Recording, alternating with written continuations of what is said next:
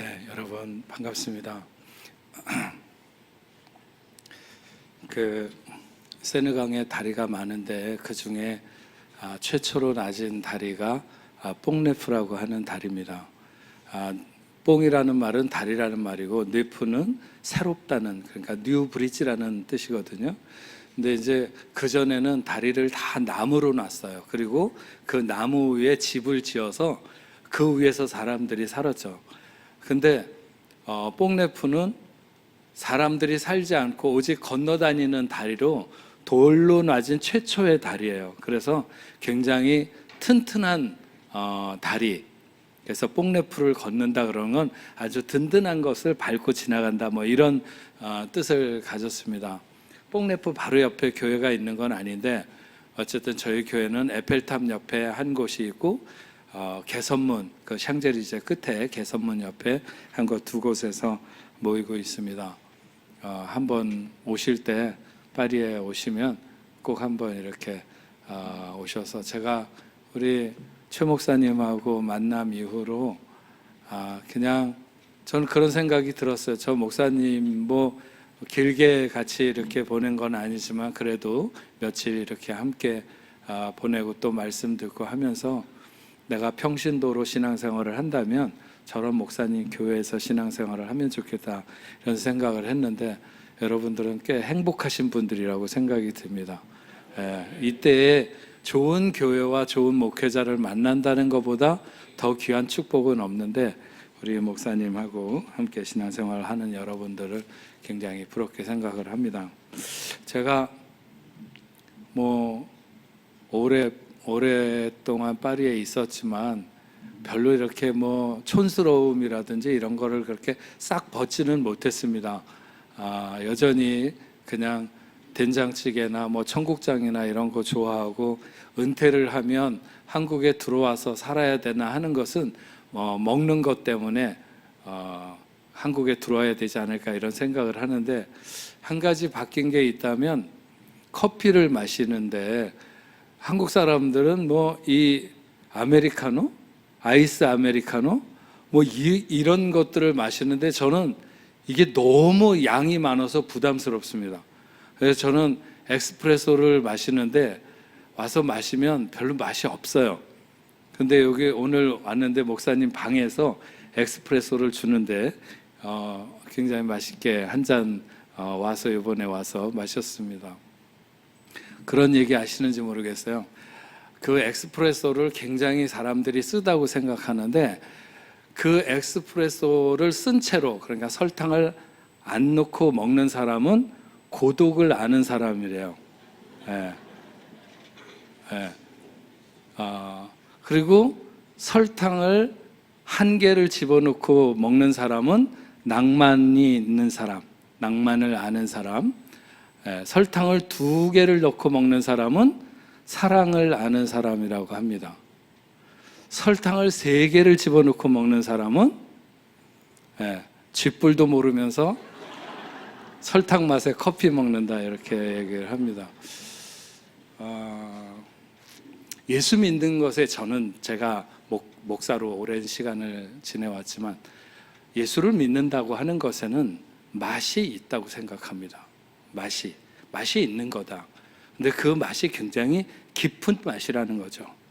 오늘은 비록 울면서 씨를 뿌리러 나가도 내일 기쁨으로 단을 거둘 것이라고 하는 이런 그 소망을 가지고 오늘을 살아가는 사람들이 예수 믿는 사람들인데, 너무 예수를 정말 믿어도 그만이고 안 믿어도 그만이고 마치 무슨 취미 생활 하듯이, 아니 취미도 그 정도로는 생활하지 않죠. 무슨 로타리 클럽 활동하듯이 그렇게 예수 믿는 사람들이 많은데 그건 아니다. 저는 오늘 예수의 어떤 본질, 예수가 우리에게 주어졌을 때 우리의 삶에 어떤 일이 일어나는가 하는 것, 예수가 우리의 삶의 근본이고 본질이 된다는 사실을 여러분들에게 오늘 본문을 통해서 나누고자 합니다. 초현실주의 화가 중에 벨기에에 흔해 마그리트라고 하는 화가가 있습니다. 이 흔해 마그리트라고 하는 작가가 작업을 하는 그림을 작업하는 방식을 가리켜서 대빠지멍이라고 합니다. 대빠지멍이라고 하는 것은 어떤 사물이라고 하는 것이 통상적으로 어울리는 데가 있습니다. 마이크가 여기에 어울리고 뭐 악기가 여기에 있는 게 어울리고 이렇게 대부분의 경우에는 어떤 사물이 어느 환경에 어울리도록 이렇게 배치가 되어 있는데, 그렇지 않고 어떤 사물을 전혀 엉뚱한, 전혀 생각할 수 없는 장소에다가 이렇게 갖다 놓고 그것을 서로 대비하도록 하는 그런 그 방식을 대빠지멍이라고 그러는데, 이 흔해 마그리트라고 하는 사람이 한 작업을 보면 우리 한번 보겠습니다. 첫 번째, 이게 골공드라고 하는 이름을 가진 그 작품인데, 몇 년 전에 제가 한국에 왔을 때 서울 신세계백화점을 저 작품으로 홀딱 이렇게 뒤집어 씌워놨던 것을 본 적이 있습니다. 어쨌든 이렇게 긴 그 양복에 코트를 입고 그리고 중절모를 쓴 사람이 저렇게 비처럼, 한국 이름으로 저 작품을 겨울비라고 그러는데, 어쨌든 저렇게 비가 내리듯이 저렇게 있는 것은 누구도 그렇게 쉽게 생각하기 어렵고, 왜 저런 사람들이 저렇게 비처럼 내리도록 저렇게 해놨나, 이런 생각을 갖게 되죠. 또 한 가지 보겠습니다. 피레네 성이라고 하는 작품인데, 정말 위에 성이 있고 중세의 어떤 성 같은 성이 있고, 만약에 그것이 뿌리가 있다면 정말 그렇게 밑에까지 있는 큰 바위 같은 저런 것이 파란 하늘에 저렇게 가뿐하게 저 바다 위에 저렇게 떠 있는, 이런 것을 통해서 저 작가가 뭔가 세상 앞에 얘기하고 싶은 것이 있다는 거죠. 그래서 이 사람의 작업은 실제로 어떤 작업을 하는데, 그림을 그리는데 어렵다든지 무슨 테크닉의 어려움보다는 이 그림을 어떻게 해석할 것인가 하는 해석을 더 중요하게 하는 작업이라고 말할 수 있습니다. 이를테면 그림으로 사유를 가시화하는 작업이다, 이렇게 볼 수 있는 거죠. 그래서 저 사람은, 저 흔해 마그리트는 자기를 화가라고 불리는 것보다 철학자라고 말하는 것을 더 선호하는 이런 것이죠. 이 사람의 작품 중에 이런 것이 하나 있습니다. 저 밑에 보면 불어로 스시네빠 웬 피프라고 그래서 이것은 파이프가 아니다 하는 말입니다. 파이프를 하나 달랑 그려놓고 이것은 파이프가 아니라고 하는 게 도대체 무슨 의미인가? 그러나 우리가 정확하게 생각을 해보면 저거는 파이프가 아니라 파이프의 이미지일 뿐입니다. 왜냐하면 저기다가 담배를 넣어서 실제로 필 수 있는 것은 아니잖아요. 그러니까 이것은 파이프가 아니라고 하는 말이 맞는 것이죠. 오늘날 많은 사람들이 점점 시대가 흘러가면서 어떤 이미지를 실체와 혼동하는 그런 시대로 가고 있고, 또 어떤 가상을 현실로 받아들이는, 그래서 요즘에 일어나는 많은 문제들이 뭐예요? 가상과 게임을 하던 세계와 실제의 세계를 잘 모르고 막 사람을 죽인다든지, 그게 헷갈리는 거야. 가상인지 실제인지를. 그런 세상이 올 것을 이미 1950년대, 저 작품이 만들어진 게 1950년대인데 50년대 이미 내다보고 사람들이 이미지에 속거나 어떤 가상에 속고 자꾸 그런 세계로 나갈 것을 이미 사람들의 그 생각의 허구를 관통하고 있는 게 저 사람의 생각입니다. 근데 이 흔해 마그리트와 관점이 좀 다른 화가 중에서 우리가 잘 아는 사람 중에 한 사람이 이 앤디 워홀이라고 하는 사람입니다. 이 앤디 워홀은 팝아트의 황태자라고 하는 별명을 가졌는데, 이 사람의 작품은 그런 겁니다. 마릴린 monroe. 보여주실래요? 그 다음에 무슨 엘비스 프레슬리, 그리고 모태똥, 이런 사람들의 어떤 그 이미지를 정교하게 그린다기보다는 그 실크 스크린 방식으로 어떤 인쇄해서 찍어내듯이 그렇게 그냥, 그래서 이 사람은 작업을 하는 것이 뭔가 아뜰리에서 그림을 그린다 그런 것보다는 공장에서 찍어낸다고 하는, 그래서 이 사람의 작품 중에 코카콜라 라벨 같은 것이 있습니다. 저게 작품이에요? 저건 초등학생도 할 수 있지 않습니까? 근데 저런 작품이 오늘날 얼마나 비싸게 팔리는지 모릅니다. 예. 저 사람의 생각은 뭐냐 하면 수천억을 가진 재벌이 마시는 코카콜라나 거지가 동냥을 해가지고 얻은 그 돈으로 사 마시는 코카콜라나 맛은 똑같다는 거예요. 사람들이 예술이라고 하는 것을 위대하다고 생각하지만 실상은 위대한 것과 일상은 경계가 없는 것이다. 이게 앤디 워홀의 생각이에요. 그런데 저는 목회자로 처음에 그 앤디 워홀이 그런 생각을 가지고 작업을 했다는 걸 알았을 때 너무 놀랐어요. 저는 목회자로 평생을 살아오면서 깨닫게 된 어떤 진실이 뭐냐면 바로 그런 거죠. 어떤 곧 생을 끝낼 시간이 얼마 남지 않은 인생에 있어서 가장 진실을 마주할 수밖에 없는 그런 죽음을 앞에 둔 순간에 있는 사람에게 물어봅니다. 당신 죽기 전에 뭘 해보고 싶은 소원이 뭐냐? 뭐가 해보고 싶은 게 뭐가 있냐? 이렇게 물어보면 그 죽어가는 사람이 내가 생전에 빨간 페라리를 한번 못 타보고 죽었는데 그게 너무 아쉬우니까 그걸 한번 타보고 죽었으면 좋겠다. 아니면 무슨 세계 일주를 남태평양을 돌아다니는 크루즈를 못 타봤는데 그걸 한번 타보고 죽었으면 좋겠다. 이렇게 얘기하는 사람은 없다는 거예요. 그런 사람들에게 다 죽음을 앞에 둔 사람에게 무엇을 해봤으면 좋겠냐고 물어보면 자기가 지금 몇 년째 이렇게 침대에 누워있기 때문에 가족들이랑 모두가 오손도손 앉아가지고 밥을 맛있게 먹는 언젠가 있었던 장면이죠. 그 옛날에 가난할 때도 있었지만 어쨌든 어느 순간에 온 가족이 모여서 앉아서 밥을 먹던 그 순간으로 한번 돌아가 봤으면, 아니면 제가 잘 아는 가까운 가족 중에 한 사람은 죽기 전에 그런 얘기를 해요. 자기가 살던 집 옆에 있는 호숫가를 한번 이렇게 산책해 봤으면 좋겠다. 그게 어려운 거예요? 거지도 할 수 있는 일이죠. 또 어떤 사람은 가족들이랑 다 같이 주일날 아침에 나와가지고 맨 앞자리에 앉아서 같이 온 가족이 예배를 한번 드릴 수 있으면 좋겠다. 누구나 다 할 수 있는 거, 그냥 일상적인 거, 아무것도 대단하지 않은 거. 우리가 생각할 때 여러분 오늘 나와서 내가 성가대를 하는데 예배를 드리는데 그렇게 여러분이 감격스럽고 이 얼마나 찬란하고 이 얼마나 행복한가 이러면서 나와 있습니까? 근데 그러셔야 돼요. 네. 오늘 우리가 만나고 있는 이 일상적인 날은 정말 위대한 것과 조금도 경계가 없는 그런 거라는 거예요. 그것을 앤디 워홀이 그렇게 생각을 했어요. 네. 그래서 저는 목회자로 내가 살아오면서 보니까 맞다.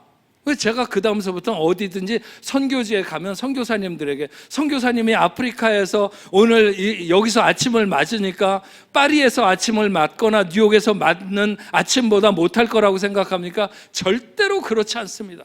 네.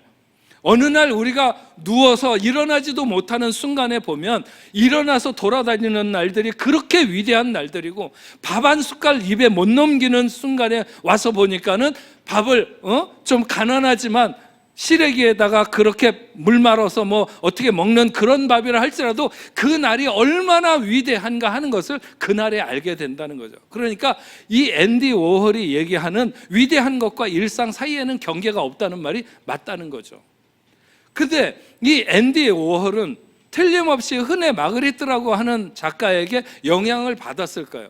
근데 이 사람들이 얘기가 서로 상반됩니다. 흔해 마그리트는 내 작품 앞에 표면에 뭐가 있다고 생각하지 말아라.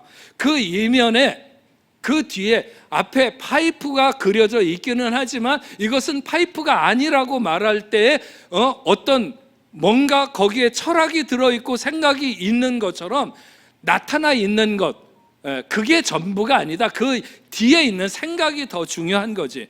근데 앤디 워홀은 뭐라고 얘기하냐면, 나를 알려고 하면 내 작품의 뒤를 보지 말아라. 뒤에는 아무것도 없다. 앞에 있는 게 전부다.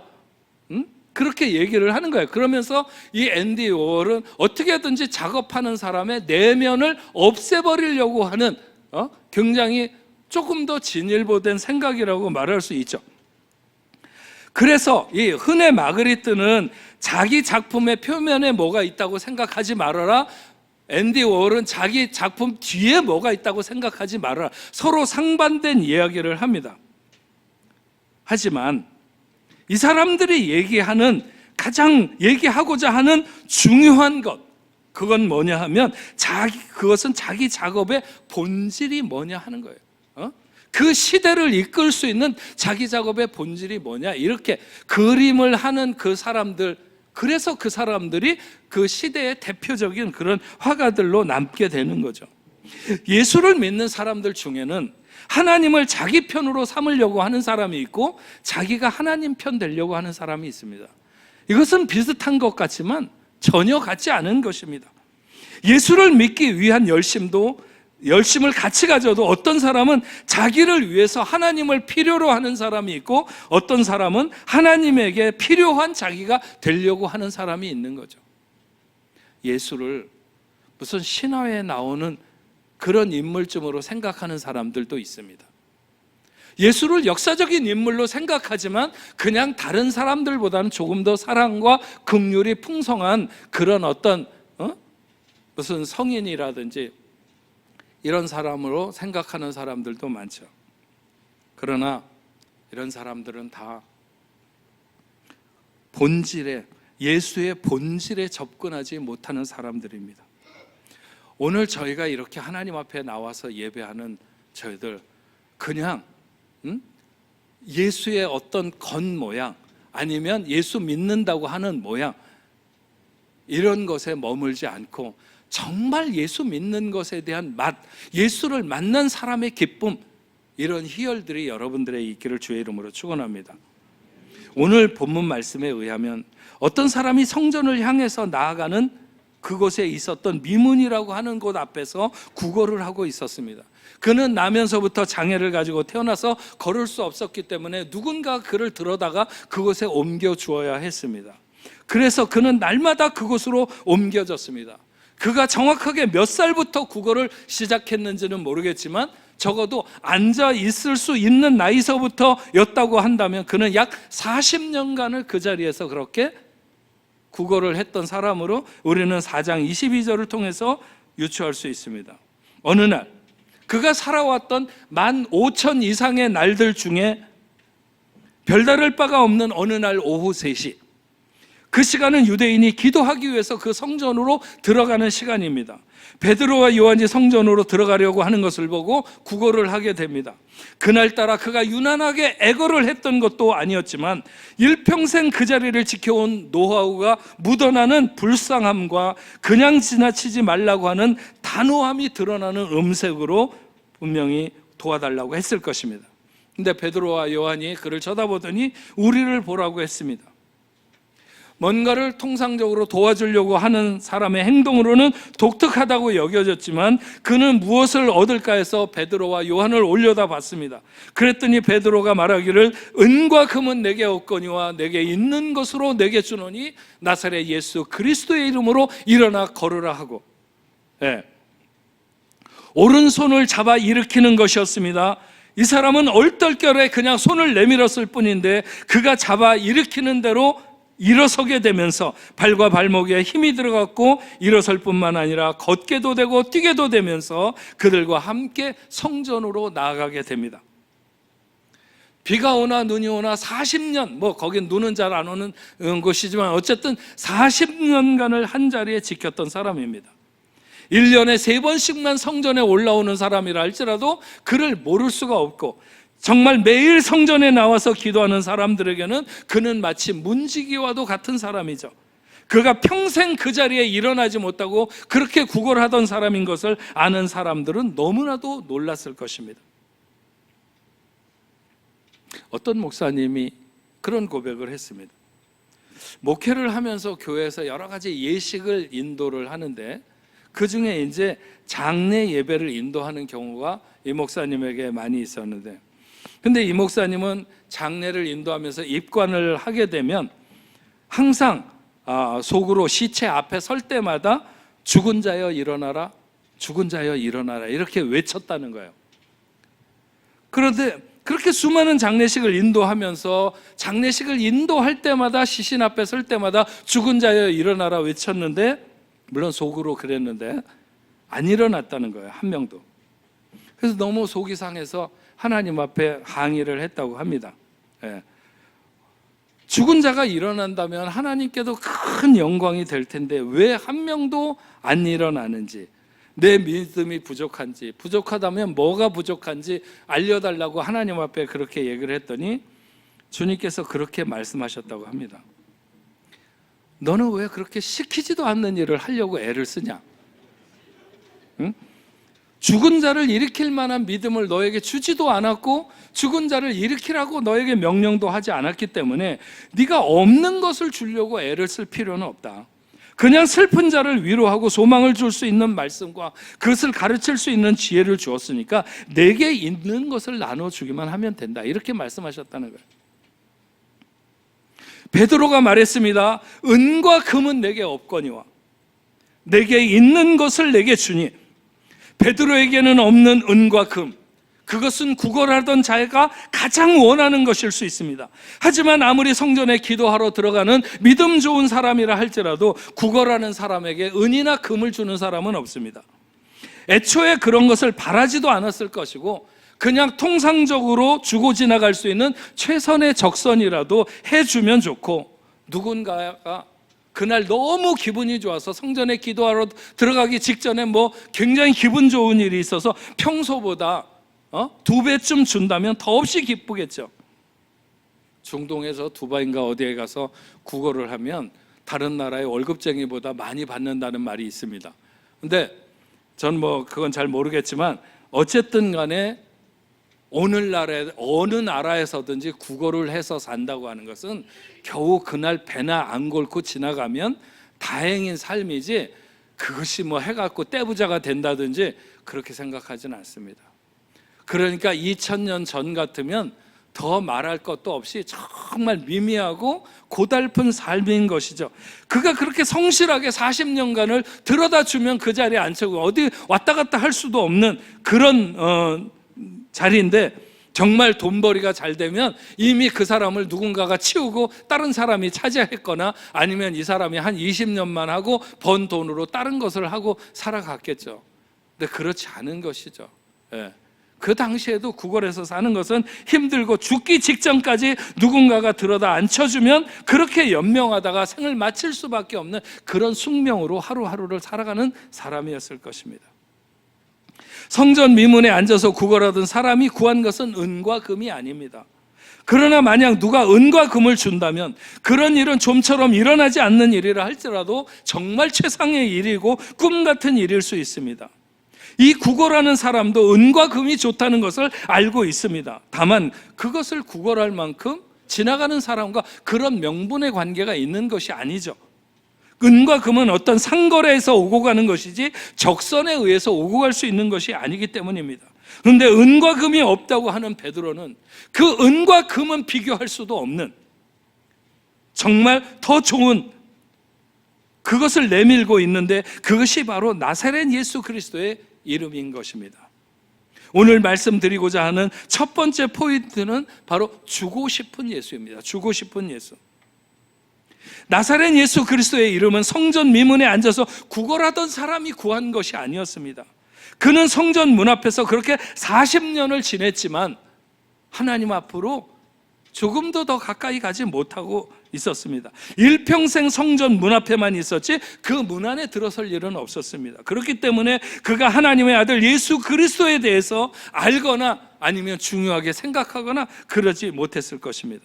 한 번도 예수를 통해서 그가 근본적인 삶의 변화를 꿈꾸거나 아니면 자신에게도 어떤 놀라운 일이 일어날 거라고 하는 그런 소망을 갖지는 못했습니다.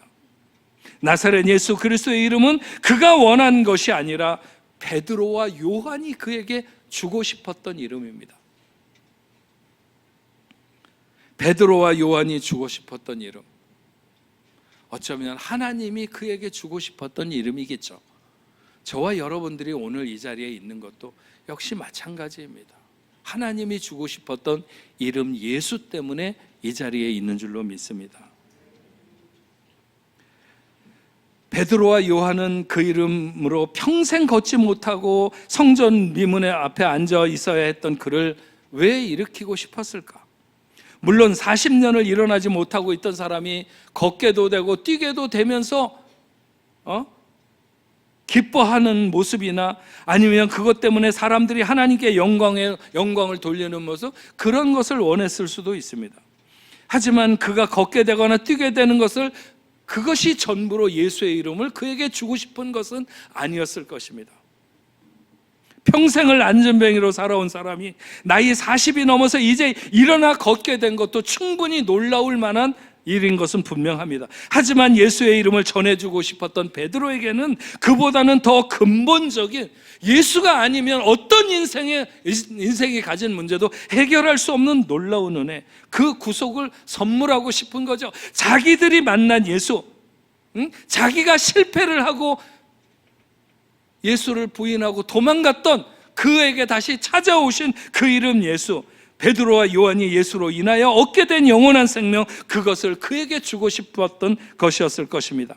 베드로와 요한은 베세다 들녘에서 보리떡 5개와 물고기 2마리로 5,000명을 먹이는 놀라운 기적이 있었을 때, 얼마 시간이 지나지 않아서 그 배고팠던 사람들이 다시 기적의 떡을 먹었어도 또 배고파지고, 예수의 이름으로 병 고침받은 사람들이 얼마 시간이 지나서 또 병에 걸리거나 예수의 이름으로 살아난 사람들이 얼마 지나지 않아서 또 죽는 일도 있었을 것입니다. 그래서 그들이 그 평생을 한자리에 지키고 일어나지도 못했던 사람이 일어나 걷는다 할지라도 얼마 시간이 지나지 않으면 그도 또 생을 마감하게 될 수밖에 없는 것이죠. 하지만 예수는 결코 그 짧은 이 땅의 삶의 기쁨과 만족을 주시고자 하시는 분이 아니고 영원한 생명의 이름인 것입니다. 예수는 뜨거운 날에 우리의 목마름을 한번 씻어주는 한 그릇의 시원한 냉수가 아니라 우리의 인생의 목마름을 계속해서 해결해 주시는 생명샘 되시는 줄로 믿습니다. 여러분, 그래서 저와 여러분들도 누군가에게 주고 싶은 이름 예수를 담고 살아야 될 줄로 믿습니다. 비록 은을 담고 살지는 못할 수도 있습니다. 저는 여러분의 삶을 잘 알지 못하지만 금을 담고 살지 못해도 나사렛 예수 그리스도의 이름을 가지고 살아야 될 줄로 믿습니다. 비록 내가 은과 금은 없거니와 나사렛 예수 그리스도의 이름을 준다고 하는, 그런 돈을 달라고 하는 사람에게 돈을 줄 수 있는 사람이면 멋지겠죠? 은을 달라고 하는 사람에게 금을 줄 수 있다면 더더없이 멋진 사람일 것입니다. 그러나 달라고 하는 대로 아니면 넘치게 주어서 좋아하는 그런 사람보다는, 그런 것과는 본질적으로 다른 예수 그리스도의 이름을 주는 능력의 사람들이 되어야 될 줄로 믿습니다. 코로나 이후에 얼마나 많은 사람들이 지금 뭐라 그럴까요? 이렇게 널브러져서, 세상에 널브러져서, 물론 정말 사정이 안 돼서 인터넷으로 아니면 온라인으로 예배를 드리는 사람까지 다 무시하면서 말하고 싶지 않습니다. 그러나 저는 저희 교회가 대면 예배를 시작하면서 바로 그냥 온라인 예배를 멈췄어요. 나와라. 아무리 사람이 정신을 똑바로 차리고 앉아서 모니터를 보고 예배를 드려도요, 앉아서 드리다가 조금 시간 지나면 비스듬히 눕게 되고 그러면 의자에서 내려가고 방바닥에 앉아보다가 누워서 하다가 예배 끝날 때쯤 되면 이제 잠이 드는 거죠. 그걸 어떻게 예배한다고 할 수 있겠습니까? 물론 뭐 앉아서 드리다가 일어나서 울면서 하나님 앞에 영광 돌리는 역사도 있을 수 있다고 생각하지만, 그러나 자꾸 시대에 밀려서 무너지는 오늘날에 얼마나 예수의 이름을 알지 못한 채 널브러져 있는 사람들이 많이 있습니까? 여러분들이 그 예수의 이름을 줄 수 있는 그런 여러분 되시길 주의 이름으로 축원합니다. 성전 미문에 앉아서 구걸하던 사람에게 베드로와 요한이 특별했던 것은 아닙니다. 그들이 누군지도 몰랐지만 그들이 뭔가를 더 줄 것 같다거나 그들에게 뭔가를 더 받아내야 되겠다고 하는 생각이 이 거린에게 있었던 것도 아닙니다. 지난밤 이상한 꿈을 꾸고 오늘은 틀림없이 뭔가 새로운 일이 일어날 거야 하는 이런 조짐도 어디도 없었습니다. 똑같은 날 똑같은 시간에 자신을 대하고 있는 환경은 늘 거기였습니다. 조금이라도 자신에게 관심을 보일 만한 사람이라면 그가 머물러서 주머니를 뒤적거리고 그리고 한 푼이라도 떨어뜨려 놓고 자기를 떨어뜨려 놓고 가기를 구하며 40년간이나 이어온 그 구걸을 동일하게 그날도 하고 있었습니다. 그런데 다른 날과 다르게 지나가던 두 사람이 자기 앞에 서더니 그 중에 한 명이 자기를 쳐다보라고 하는 것이었습니다. 그러더니 은과 금은 내게 없거니와 내게 있는 것을 내게 주노니 나사렛 예수 그리스도의 이름으로 일어나 걸으라고 하면서 손을 내미는 것이었습니다. 그 사람은 한 푼 달라고 이미 나가 있었던 자기의 손을 움켜쥐더니 확 잡아서 당기는 것이었습니다. 그 순간 그는 깜짝 놀라면서 자기도 모르게 앞으로 딸려나가는가 싶더니 그동안 그렇게 평생을 그냥 달려만 있을 뿐 한 번도 제 기능을 발휘해보지 못한 발과 발목에 힘이 들어가면서 벌떡 일어서게 된 것이죠. 그 순간을 7절과 8절은 이렇게 기록합니다. 오른손을 잡아 일으키니 발과 발목이 곧 힘을 얻고 서서 걸으며 그들과 함께 성전으로 들어가면서 걷기도 하고 뛰기도 하며 하나님을 찬송하니, 그는 기대했던 한 푼을 받은 것도 아니고 정말 깜짝 놀랄 만한 금이나 은을 받은 것도 아닙니다. 그런데 그는 세상에서 그 어떤 것으로도 충족될 수 없는, 어떤 것을 받아도 만족될 수 없는, 어쩌면 그의 인생의 저 밑바닥에서 자기가 한 번도 꿈꿔보지 못한, 그것은 돈을 구하는 사람이 돈으로 만족을 얻게 되는 것이 아니라 금을 구하는 사람이 금으로 만족되는 것과는 다른 주체할 수 없는 어떤 감격, 감출 수 없는 기쁨, 그는 무엇을 얻어서 기쁜 것이 아니라 정말 새로 태어나는 그런 희열을 거기서 맛보게 되는 것이죠. 그는 그 순간 하나님의 은혜, 하나님만이 전능자가 자기에게 임하는 것을 그는 알게 되었습니다. 그래서 성전으로 향해 나가는 사람들과 함께 성전으로 나가면서 하나님의 은혜를 소리 높여 찬양했습니다. 찬양이 그렇게 대단하거나 잘하진 못했을까요? 그러나 정말 울부짖듯이 아마 찬양하지 않았을까요? 소리치지 않았을까요? 거리에 있는 돌들로도 하나님을 찬양할 수 있게 하신다고 하는 것은 바로 이런 것이죠. 그는 40년 동안에 그 성전으로 가는 길에 돌처럼 앉아 있었던 그런 사람입니다. 그렇지만 그는 그 발을 한 번도 성전에 들여놓지는 않았습니다. 하지만 그의 인생에 있어서 잃어버렸던, 한 번도 찾아보지 못했던 그 예배, 하나님과의 교제가 거기서 비로소 시작되는 것을 알 수 있습니다. 그런 비슷한 경우를 만난 많은 사람들이 있었죠. 10명의 문둥병자 중에서 고침받았는데 그 9은 다 자기 길로 갔던 것처럼, 많은 사람이 자기 집으로 달려가거나 자기의 지위를 회복하기 위해 달려가는 사람들도 있습니다. 하지만 이 사람은 자기가 원하는 것이나 자기가 정말 얻을 수 있다면 좋다고 생각하는 그것을 받은 것이 아닙니다. 예수를 받은 것이죠. 예수는 생각도 못한 것이었습니다. 예수가 그런 놀라운 일을 자기 안에 일어나게 할 줄 그는 생각도 못했습니다. 자기에게 일어나는 일은 세상에 어떤 마음 좋은 사람이나 어떤 부자가 일으킬 수 있는, 능력 있는 사람이 행할 수 있는 것이 아니라고 하는 것을 그는 그 순간에 알았죠. 그는 나사렛 예수, 그 이름을 믿게 되었습니다. 1,000,000금을 주고도 살 수 없는 이름 예수, 자기같이 저주받은 듯 40년간을 한자리에서 앉은 듯 살아온 자기에게 찾아오신 능력의 그 이름 예수, 그는 거기서 예수를 받게 되었습니다.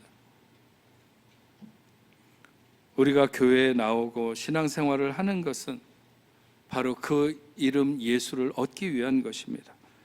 예수 믿고 잘 살게 되거나 아니면 예수 믿고 하는 일마다 잘 되었다 할지라도, 나는 은혜원교회 나오고서부터 망했던 집안이 일어서고 아니면 가난했는데 부자가 되고, 그것도 다 좋은 일이죠. 그걸 나쁘다고 말하는 것은 아닙니다. 하지만 그렇게 되었다 할지라도 우리의 본질을 꿰뚫고 들어오시는 예수, 그 예수를 받지 않았으면 우리는 여전히 성전 문 앞에서 그냥 구걸하던 사람이 조금 더 많은 돈을 동량 얻었을 때 기쁜 것과 다를 바가 없는 것입니다. 우리의 신앙생활이 그 정도에 머물러서는 안 된다고 하는 것이죠. 여러분, 오늘 우리가 어떤 처지에 있어도 괜찮습니다. 얼마나 고착된 문제 가운데 있었는가 하는 것도 상관없어요. 이 사람은 40년간을 망부석처럼 그렇게 거기에 있었던 사람이니까.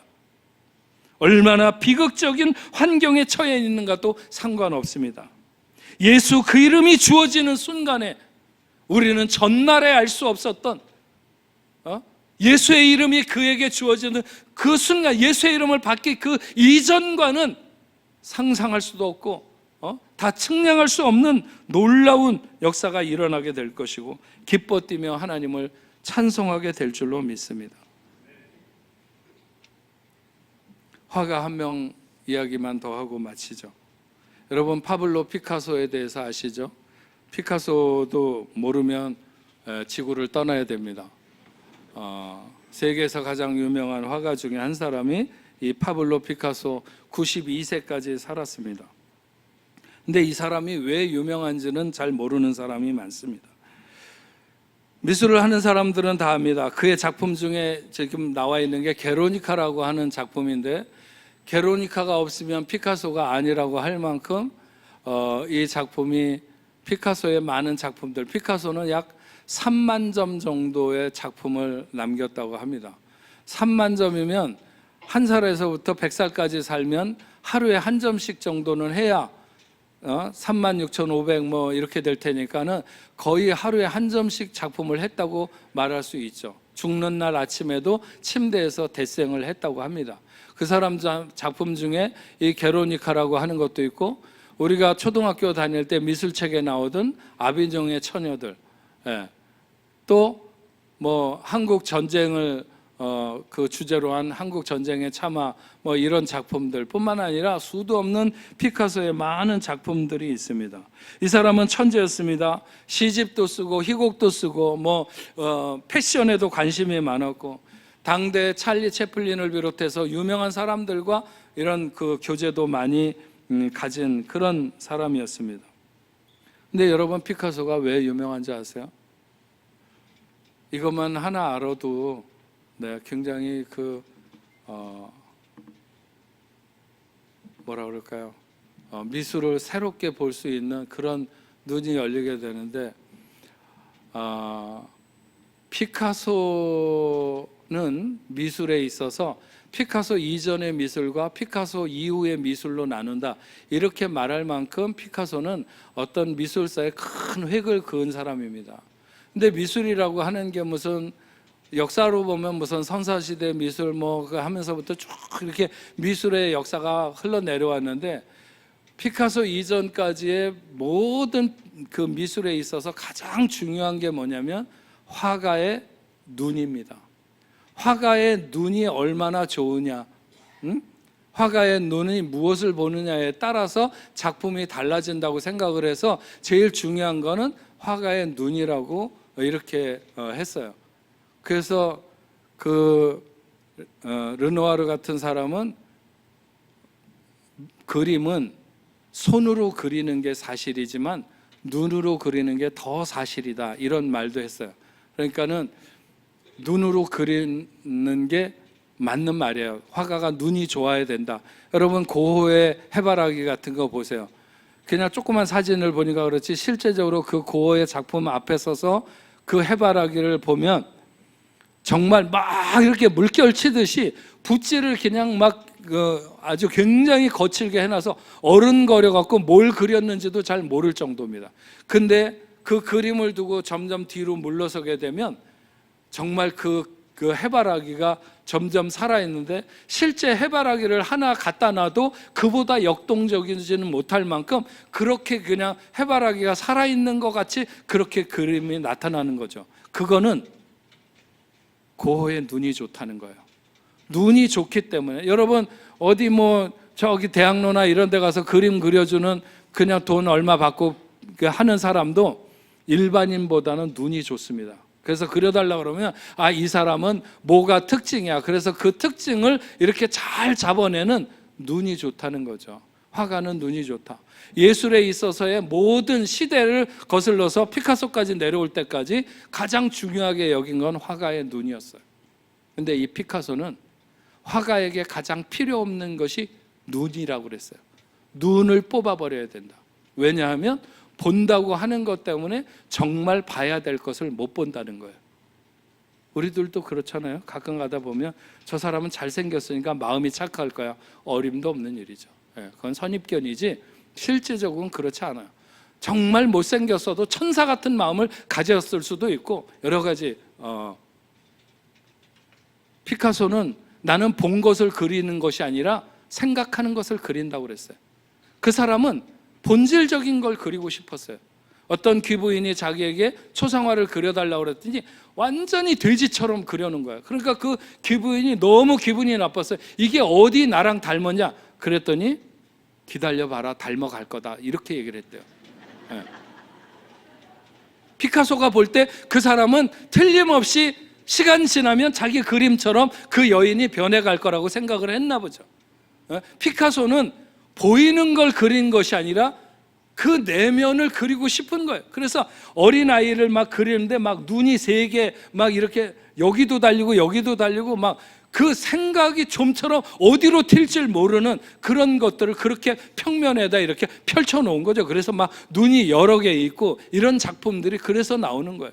그 아이, 실제적으로 아이의 어디로 튈 수 없는 생각을 그리고 싶은 거죠. 저희 교회 장로님 두 분이 다 화가신데 굉장히 유명한 정말 세계적인 화가들이신데 저희 집에도 그분 그림이 있습니다. 근데 한 분은 이렇게 하얀 캔버스에다가 뭐 까만 점으로 이렇게 먹으로 이렇게 뭘 이렇게 칠해놓거나 선을 그어놓거나 그런 사람들이 다 와가지고 물어봐요. 저게 뭘 그린 거냐고. 뭘 그린 거냐고. 근데 저희 장로님한테 물어보면 뭘 그린 게 아니라 뭘 안 그리려고 한 거라고, 이런 대답을. 그걸 이해할 수 있어야지 우리는 그림을 볼 수 있는 거예요. 뭘 그리려고 한 게 아니라 뭘 안 그리려고 한 거예요. 응? 많은 것들이 있을 거 아니에요? 그분이 뭔가를 작업을 하려고 하는 그런 것들 중에 비본질적인 것을 다 빼놓고 어떻게 하면 자기가 생각하는 본질적인 것만 남겼을 때 그것이 사람들로 하여금 가슴을 울렁거리게 하고 뭔가 긴장이 일어나게 하고 할 수 있는가, 그것이 작업을 하는 분들의 소망이에요. 그것이 추상화의 어떤 적이고. 그래서 피카소 이전의 사람들은 작가의, 화가의 눈이 좋아야 된다고 생각했는데 피카소는 그 눈을 뽑아버려야 된다.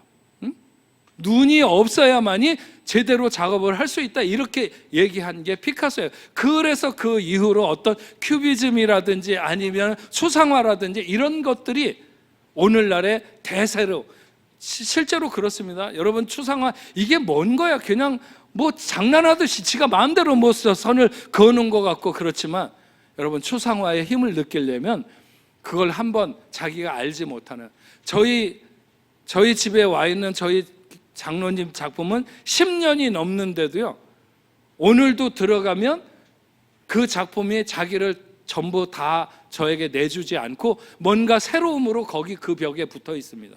그래서 오늘날 살고 싶어하는 사람들의 집은 뭐냐? 미술관. 그 미술관은 그림이 많이 붙어 있는 집을 말하는 게 아니에요. 제가 이 교회에 들어와서 신선하게 생각하는 거, 이 안도 다다오의 어떤 그 작품같이 이런 느낌이 저한테 너무나도 새롭고 좋게 느껴져요. 왜냐하면 기존에 많은 교회 다니면서 봤던 거하고는 다르니까. 훨씬 더 큰 교회도 많지만 저는 어쩐지 굉장히 마음이 편안하고 좋습니다. 미술관 같은 기분인 거죠. 새로운 기분을 주는, 내가 들어갔을 때 늘 손님같이 맞아주는 뭔가가 있을 때 저는 거기서 새로움을 느끼는 거잖아요. 이게 바로 추상화의 어떤 힘이고, 만약에 그 추상화를 띄고 내가 거기에다 풍경화를 건다, 그러면 못 봐주는 거예요. 한눈에 다 알 수 있는 이발소 그림이 되는 거죠. 이발소 위에 옛날에 이렇게 그림 그쳐 있거나 버스에 오늘도 무사히 이런 거 붙여 있는 것처럼 그런 게 되는 거예요. 추상화의 힘이 놀랍습니다.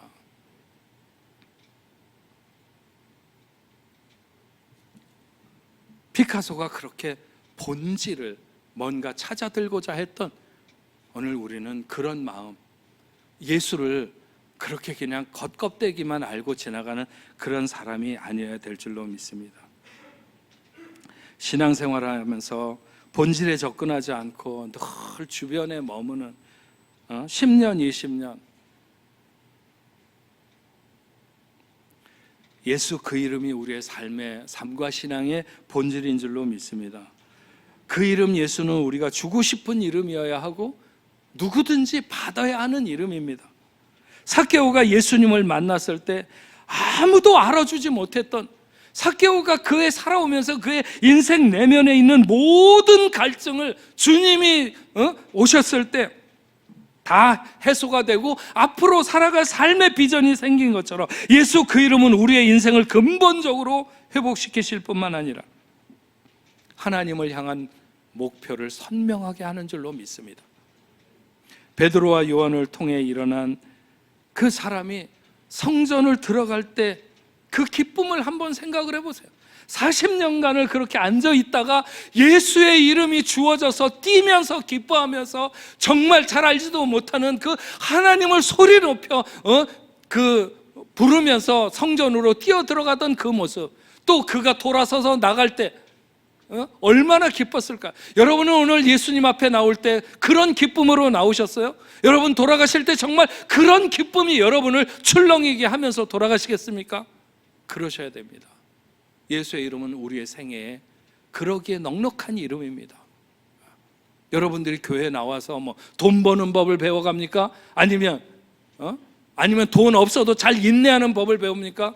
그런 것에 눈꼽만큼이라도 도움이 될 수 있는지는 모르겠지만 그게 아니라 우리는 예수 그 이름 때문에 세상 모든 거 아무것도 없어도, 세상 오늘 죽을 맛이라도 예수의 이름 붙들고 희열과 감사함이 넘쳐서 뛰어나갈 수 있는 그런 저와 여러분 될 수 있기를 주의 이름으로 축원합니다.